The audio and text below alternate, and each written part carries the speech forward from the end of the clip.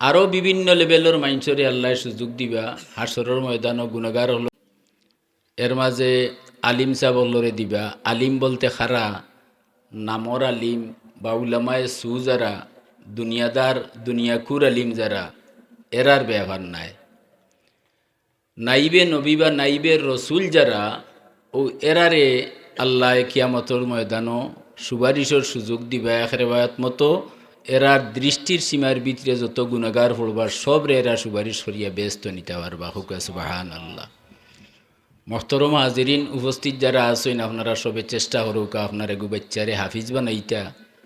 আর হাফিজ বানাইয়া শেষ নাই, এরে যদি একজন দিনদার আলিম হিসাবে আপনি গড়িয়ে তৈতে পারেন তো দেখবা দুনিয়া তো তার মান এবং হাসরের ময়দানও দেখবা তার কত শান।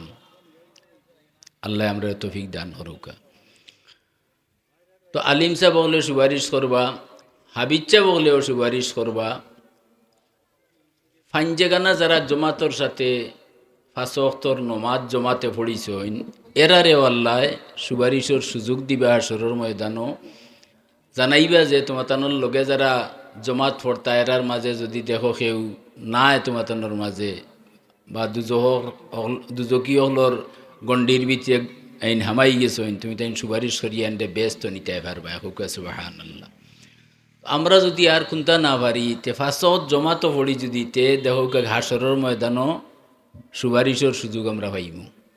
এলাগি এটা সহজ ব্যবস্থা, কিন্তু সহজ ব্যবস্থা হইলে বর্তমানে এগুলো খুব কঠিন হয়ে গেছে।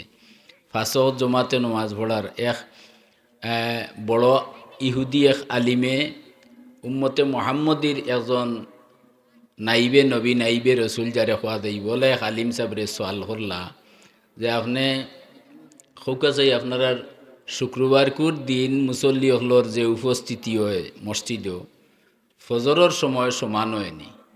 আপনারা খৌকা চাই সমান হয়নি। ফজরে আর জুম্মায় সমাননি জমাত সকলে একমত সমান নাই। তো এই আলিম সাহেবে জিকাইলা আপনি ইহুদি মানুষ, আপনার ধর্ম আমরারটা নাই, আর আপনি এই প্রশ্ন আমারে করিয়া আপনার লাভ কিতা? তো তাই উত্তর দিলা যে আপনি সঠিক উত্তর দিলে আমি আপনার একটা তত্ত্ববহুল কথা আপনারে কইম। ও তাই উত্তর দিলা যে আমরা জুম্মার জমাতে আর ফজরের জমাতে আকাশ পাতাল ব্যবধান।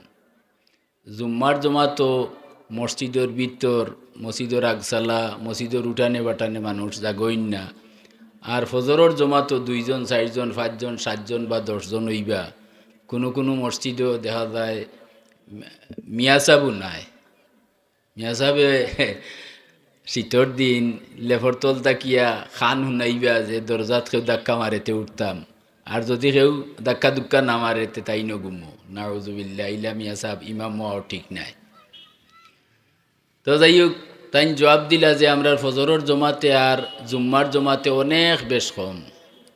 এখন আপনি তত্ত্ববহুল কিতা আমারে জানাইবা বলে আমি ও কথা জানাইতাম চাইয়ার তওরাত কিতাবর মাঝে আমি পাইছি যে মুসলমান হলর জুম্মার জমাত আর ফজরের জমাত যে সময় সমান হয়ে যাব এই সময় মুসলমান হলর বিজয় আস্থা পৃথিবীত বিজয় শুরু হয়ে যাব। হুকা সুবহানাল্লাহ। তো এটা তো আমরা মনে হয় সম্ভব হইতো নাই। দিন যত যার ফজরের জমাতো মানুষ খালি খমরা নাইনি। আচ্ছা যাক, তো হাসরের ময়দানও আল্লাহ বিভিন্ন লেভেল বিভিন্ন শ্রেণীর মানুষরে সুপারিশের সুযোগ দিবা। যারা শহীদ হইছেন এরারেও সুপারিশের সুযোগ দিবা।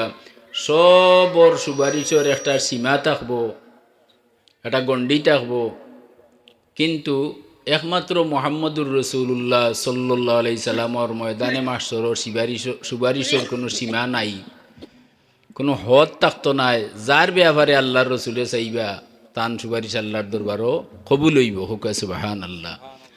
আর লেখছেন শহীদের ব্যাপারে আল্লাহর সুপারিশের কোনো হদ থাকতো নাই, কোনো সীমা থাকতো নাই। যার ব্যাপারে শহীদের সুপারিশ করবা আল্লাহ কবুল করবা। হুকা সুবহানাল্লাহ। তা আমি শহীদের 5 গুণ কই লিছি, মনে রাখতে পারলে তো আলহামদুলিল্লাহ, আর যদি নাও রয়ে মনতে অন্তত একদিন তো শুনলাম আমরা।